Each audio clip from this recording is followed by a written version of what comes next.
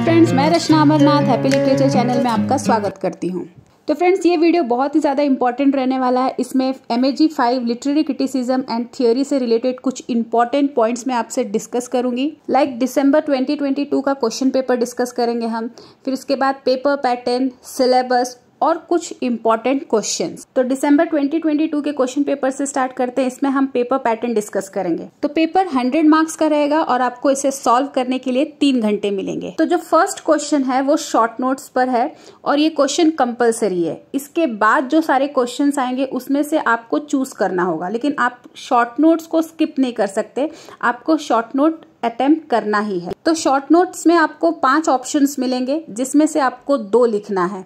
2 लिखने का मतलब ये है, एक शॉर्ट नोट्स का जो वेटेज है वो कितना है, 10 मार्क्स। तो 10 मार्क्स के 2 शॉर्ट नोट्स आपको अटेम्प्ट करने हैं।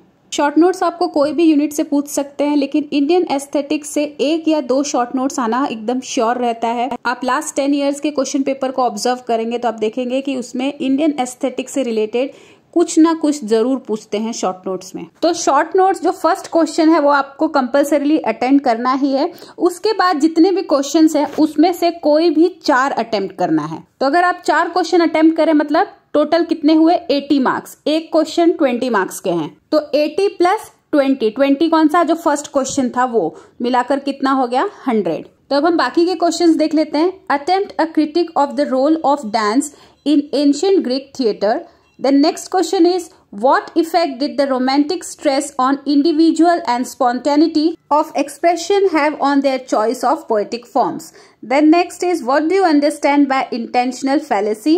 Discuss the problem faced by feminist theories using Kamala Das and introduction. Then 6th question is, analyze the limitations of deconstruction as a method of critical inquiry. 7th, how do you think postmodernism differs from modernism? Then the last question, do you think Foucault's views on discourse and power influence sets Orientalism? तो first question को छोड़ के आपके पास 7 question है, तो 7 question में से आपको सिर्फ 4 क्वेश्चंस को अटेम्प्ट करना है अपने चॉइस से। तो MAG 5 में टोटल 8 ब्लॉक्स हैं। तो अगर आपने क्वेश्चन पेपर को अच्छे से ऑब्जर्व किया है तो हर ब्लॉक से एक क्वेश्चन आया ही है और हर ब्लॉक में 6 यूनिट्स हैं।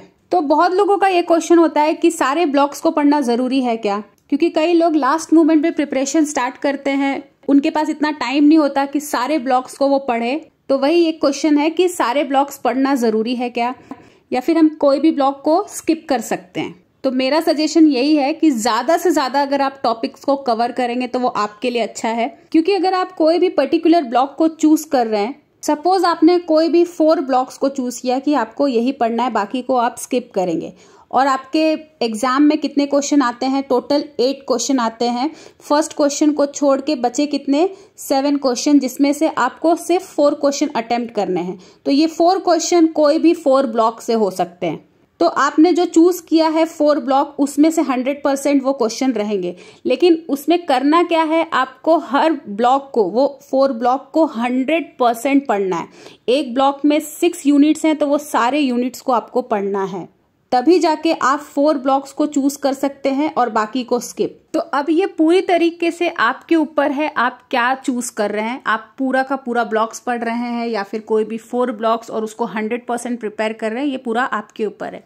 तो चलिए MAG 5 से रिलेटेड कुछ इंपॉर्टेंट क्वेश्चन डिस्कस करते हैं। आप इसे जरूर से करना, और ये जितने भी क्वेश्चंस मैं डिस्कस करने वाली हूँ इसके सारे वीडियोस मेरे चैनल पे अवेलेबल है। और जो MAG 5 का हमने बुक लॉन्च किया है उसमें भी ये सारे क्वेश्चंस आपको आंसर के साथ मिल जाएंगे। बुक्स के लिंक्स मैंने डिस्क्रिप्शन बॉक्स में दे दिया, आप उसे जरूर से चेक करना। तो चलिए क्वेश्चन को हम डिस्कस करते हैं। First will see the short notes. तो शॉर्ट नोट्स में क्या क्या आ सकता है, rasa theory, dhvani theory, sphota theory, auchitya theory, alankara, hamartia, catharsis, tragedy, resistance theory, gynocriticism. उसके बाद है reader response theory, Russian formalism, other, signifier and signified, apology for poetry, myth, gender, paradox. अब ऐसे टाइप ऑफ क्वेश्चन के लिए कौन से इंपॉर्टेंट टॉपिक हो सकते हैं उसको डिस्कस करते हैं। प्लेटो ऑन इमिटेशन एंड आर्ट। प्लेटो के थियोरी से रिलेटेड, इमिटेशन थियोरी से रिलेटेड, ममीसिस से रिलेटेड जो भी क्वेश्चंस हैं, जो भी टॉपिक है, आपको उसको कवर करना है। फिर Aristotle theory of imitation and tragedy. Aristotle का एक और कॉन्सेप्ट है मिथोस और इथोस, इसे भी कवर करना है। फिर meaning and features of romanticism, preface to lyrical ballads by William Wordsworth, Biographia Literaria by Samuel Taylor Coleridge, defence of poetry by PB Shelley, Practical criticism by I.A. Richard, Principle of literary criticism by I.A. Richard, Traditional and individual talent by T.S. Eliot, Intentional fallacy and effective fallacy. Then we have Language of paradox by Clint Brooks, Criticism Inc. by John Crowe Ransom, A Vindication of the Right of Women by Mary Wollstonecraft, A Room of One's Own by Virginia Woolf, Gynocriticism by Ellen Showalter, The Second Sex by Simone de Beauvoir, Death of the Author by Roland Barthes, From Work to Text by Roland Barthes, function of criticism bye Matthew Arnold.